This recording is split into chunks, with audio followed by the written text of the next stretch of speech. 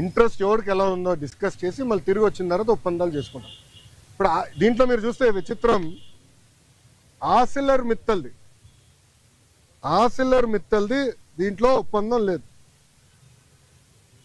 పైన ఆసిలర్ మిత్తల్ది 1,35,000 కోట్ల రూపాయలు పెట్టుబడి అనేది ఉంది. కానీ ఆసిలర్ మిత్తల్ది ఒప్పందం లేదు, ఎంఓయూ లేదు. మాకు ఎంఓయూ లేదు ఆసిలర్ మిత్తల్తో, మాకు ఎలాంటి ఎంఓయూ లేదు. ఎందుకంటే వాళ్ళు అన్నారు ఎంఓయూ ఎందుకు సార్, డైరెక్ట్ వర్క్కి వెళ్దాం అన్నారు. వాడు మమ్మల్ని తప్పబడతారా? ఇప్పుడు వాళ్ళకి మన మెటీరియల్ టైప్ చేసాం ఎన్ఎండిసి నుంచి, ఎన్వైరన్మెంటల్ క్లియరెన్సెస్ మేము కోఆర్డినేట్ చేస్తాం. వాళ్ళు భూమి ఎత్తికి కూడా భూమి కేటాయింపులు కూడా పూర్తి చేస్తాం. 6-7 నెలల్లో పనులు ప్రారంభించాల లక్ష్యంతో మేము పనిచేస్తున్నాం. ఎన్నికలకి వెళ్ళే లోపల ఫస్ట్ ప్రొడక్షన్ అవ్వాలనేది మేము చేస్తున్నాం. అది కూడా మమ్మల్ని తప్పబడతారా?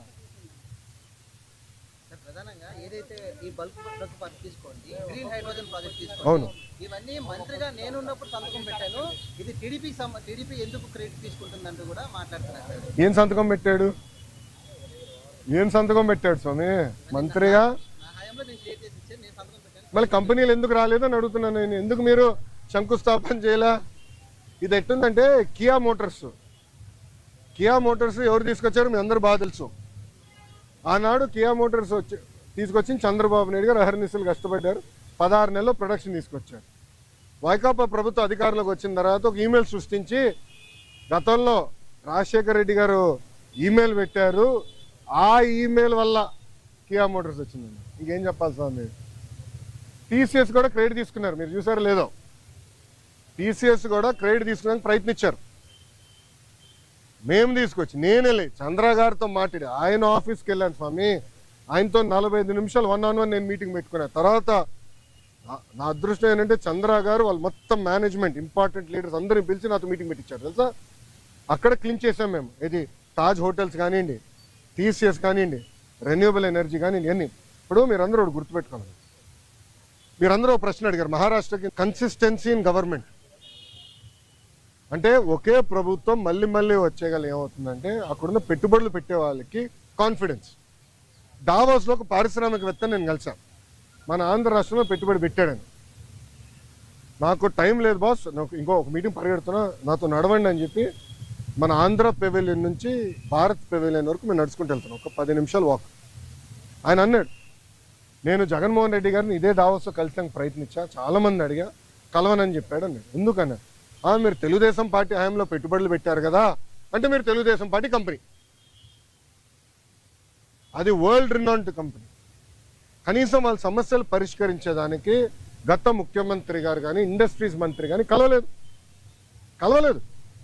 నేను మంత్రి అయిన తర్వాత ఐటీ వాళ్ళతో మీటింగ్ పెట్టాను. వాళ్ళు కూడా చెప్పారు కదా మీటింగ్లో, ఫస్ట్ టైం గత 5 సంవత్సరాలు ఫస్ట్ టైం ఐటీ ఇండస్ట్రీతో మీటింగ్ పెట్టేది మీరు ఒక్కరే అని. ప్రజలు కూడా ఆలోచించాలి. ఈరోజు గుజరాత్లో 5వ బీజేపీ ప్రభుత్వం ఏర్పడింది గుజరాత్లో. దానివల్ల మీరు చూస్తే గుజరాత్ ఏమో స్పీడ్గా అభివృద్ధి కార్యక్రమాలు ముందరికెళ్తుంది.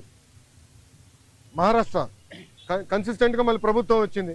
సో కన్సిస్టెన్సీ ఉండే గల పెట్టుబడులు పెట్టేదానికి పారిశ్రామికవేత్తలు ముందరికి వస్తున్నారు, వాళ్ళు పెట్టుబడులు పెడుతున్నారు, ముందరికి వెళ్తున్నారు. ఈ మన రాష్ట్రంలో ఏమైందంటే 2014 నుంచి 19 వరకు ఒక స్పీడ్గా వెళ్ళాం, కరెక్ట్గా వచ్చి బ్రేక్ పడింది. బ్రేక్ ఎలా పడింది కూడా నేను చెప్తాను. పీపీఎల్ రద్దు చేయలేదా? ఒకే రాజధాని వద్దు 3 రాజధానులని ఒక రాజకీయ గేమ్ ఆడలేదా? దానివల్ల ఎవరు నష్టపోయారండి? ఆంధ్ర రాష్ట్ర ప్రజలు నష్టపోయారు, ఉత్తరాంధ్ర ప్రజలు నష్టపోయారు, రాయలసీమ ప్రజలు నష్టపోయారు. దయచేసి ప్రజలందరూ ఇది గమనించాలి. అందుకే మన ప్రధానమంత్రి గారు కానివ్వండి, ముఖ్యమంత్రి గారు కానివ్వండి, నేను కూడా నా స్పీచ్లో విశాఖపట్నంలో మళ్ళీ ఎన్డీఏ కూటమి గెలవాల్సిన అవసరం ఉందని చెప్పాను. మాకు ఇంకా 4 సంవత్సరాలు 5 నెలలు ఉంది ఎన్నికలకి. 4 సంవత్సరాలు 4 నెలలు 5 నెలలు ఉంది ఎన్నికలకి. ఎందుకంటున్నానంటే కన్సిస్టెన్సీ ఆఫ్ గవర్నమెంట్ ఉంటేనే కాన్ఫిడెన్స్ ఉంటుంది. డావోస్లో చాలా మంది నన్ను అడిగిన ఒక ప్రశ్న ఏంటి తెలుసా, మీరు బాగున్నారు, చంద్రబాబు నాయుడు గారు మేము నమ్ముతాం, కానీ జగన్మోహన్ రెడ్డి అనే వ్యక్తి గెలవడానికి గ్యారంటీ మీరు ఇస్తారా అని అడిగారు. గతంలో మేము చాలా ఇబ్బంది పడ్డాము, మళ్ళీ జగన్మోహన్ రెడ్డి గెలవడానికి గ్యారంటీ ఏంటని అడుగు. అమర్ రాజా బ్యాటరీ మీకు అందరు తెలుసు కదా. అమర్ రాజా బ్యాటరీ ఒక brand. Amar Raja battery corporate headquarters Chittoor జిల్లాలో ఉంటుంది. వాళ్ళు కట్టే పన్నులో ఇన్కమ్ ట్యాక్స్లో ఆంధ్ర రాష్ట్రానికి ఎక్కువ భాగం వాటా వస్తుంది. ఎందుకంటే వాళ్ళ హెడ్ క్వార్టర్స్ ఆంధ్ర రాష్ట్రం. ఆంధ్ర రాష్ట్రంలోనే highest tax payer Amar Raja battery. ఆ అమర్ రాజా బ్యాటరీని వేధించలేదా గత ప్రభుత్వం? ఇదే కోడిగుడ్డుని అడుగుతున్నా, నువ్వు వేధించలేదా? సైకోని అడుగుతున్నా, నువ్వు వేధించలేదా? లేబర్ రేట్ చేయించావు, పొల్యూషన్ రేట్ చేయించావు. అది మా సొంత జిల్లాలో ఉంది.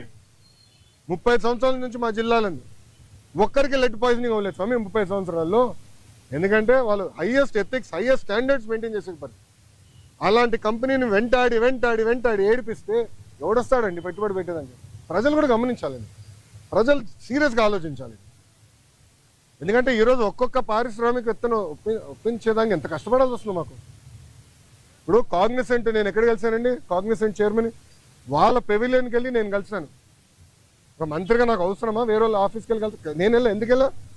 మన పిల్లల కోసం నేను కమిట్మెంట్ ఇచ్చా, వాళ్ళ కోసం నేను వెళ్ళాలని పెవిలియన్కి వెళ్ళా. త్వరలోనే మంచి న్యూస్ కూడా వస్తుంది, ఉత్తరాంధ్ర విశాఖపట్నంకి వస్తుంది న్యూస్. స్వామి ఏంటండి డావోస్లో కాదండి, జ్యూరిక్లో. Okay sir. అమ్మ రోజా గారికి జ్యూరిక్కి డావోస్కి తేడా ఏంటో తెలియదు. నన్నేం చేయమంటారు స్వామి? పాపం ఆమెకు తెలీదు, దాంతో అవగాహన లేనట్టుంది. కొంచెం వాస్తవాలు ఏంటి, జ్యూరిక్లో మేము దిగిన రోజు తెలుగు వాళ్ళందరూ బాబు గారిని కలవాలంటే మండే ఆఫ్టర్నూన్ 700 మందితో, ఎందుకంటే అక్కడ అందరూ బాగా కష్టపడతారు ఉద్యోగాలకు వెళ్ళే వ్యక్తులు. మండే ఆఫ్టర్నూన్ 700 మందితో ఒక మీటింగ్ పెట్టుకుంది. అక్కడ ఒక అతను నాకు ఎత్తాడు, చూపించాడు పేపర్, అన్న రెడ్ బుక్ గురించి మాట్లాడు అని చెప్పాడు. అతనికి సమాధానం చెప్తూ నేను మాట్లాడాను, డావోస్ నేను మాట్లాడాను. రెండోది మళ్ళీ చెప్తున్నా, రెడ్ బుక్ గురించి ఎందుకు వాళ్ళు భయపడుతున్నారు? రెడ్ బుక్లో విశాఖపట్నంలో చెప్పా, విజయనగరంలో ముగింపు సభలో కూడా చెప్పా. రెడ్ బుక్లో నేనేం చెప్పా, ఏ అధికారులు నాయకులు చట్టాన్ని ఉల్లంఘించి ప్రజల్ని, తెలుగుదేశం పార్టీ కార్యకర్తలు ఇబ్బంది పెట్టారో వాళ్ళని నేను వదిలిపెట్టను అన్నా. ఎందుకు భయపడుతున్నారు స్వామి?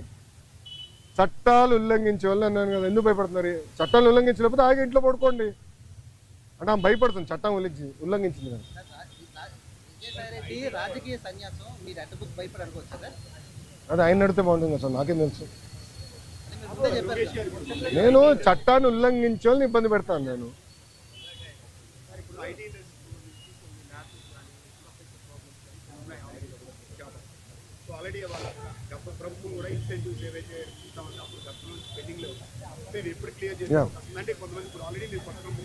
ఎస్ అన్న, ఇప్పుడు నేను ఆల్రెడీ వాళ్ళందరితో టచ్లో ఉన్నా. వాళ్ళు అడిగిన బేసిక్ కమ్యూనిటీస్, ఇప్పుడు బస్ అడిగారు, స్ట్రీట్ లైటింగ్ అడిగారు, ఆ బేసిక్. దాని తర్వాత రాత్రి మన మొబైల్ పోలీస్ యూనిట్ ఉంటే బాగుంటుందన్నారు. అవన్నీ మనం ఏర్పాటు చేసాం. ఇన్సెంటివ్స్ విషయంలో కూడా నేను కేశవంతో మాట్లాడి త్వరలోనే అది రిలీజ్ చేస్తాను, నాకు సందేహం లేదు. కొత్త కంపెనీస్ ఆల్రెడీ, ఇప్పుడు టీసీఎస్ ఇది ఓపెన్ బుక్, పెద్ద విషయం లేదు, రెడ్ బుక్ కాదు, ఓపెన్ బుక్ కూడా. మేము గ్రేనంటే చాలా స్పష్టంగా వాళ్ళు ఆల్రెడీ భూముల కోసం కూడా వెతుకుతున్నారు. త్వరలోనే భూములు కేటాయించి వాళ్ళ క్యాంపస్ కూడా ప్రారంభించబోతున్నారు. ఈ లోపల టెంపరీగా వేరే బిల్డింగ్స్ కూడా ఏర్పాటు చేసాం. ఎస్, ఐటాప్ ఉంది ఇంకా. ITop is still continuing. వాళ్ళు డైరెక్ట్గా నాతో టచ్లో ఉన్నారు, they are directly in touch. అవసరం లేదండి, వాట్సాప్ మెసేజ్. చాలా మంది నాకు జస్ట్ ఒక మెసేజ్ పెడితే నేను పరిగెడుతున్నా, నాకు ఎలాంటి డౌట్ లేదు. 3 months 90 రోజుల్లో వస్తుంది సార్. టీసీఎస్ 90 రోజుల్లో ఆఫీస్ ప్రారంభించబోతుంది. క్యాంపస్ కోసం భూమి ఎత్తికాము, అది వాళ్ళు చూస్తున్నారు. ఫైనలైజ్ అయింది, అదొక 2-3 సంవత్సరాలు పడుతుంది. కట్టాలి కదా క్యాంపస్ అనేది, టైం పడుతుంది. మినిమం 2 years పడుతుంది క్యాంపస్ కట్టేదానికి.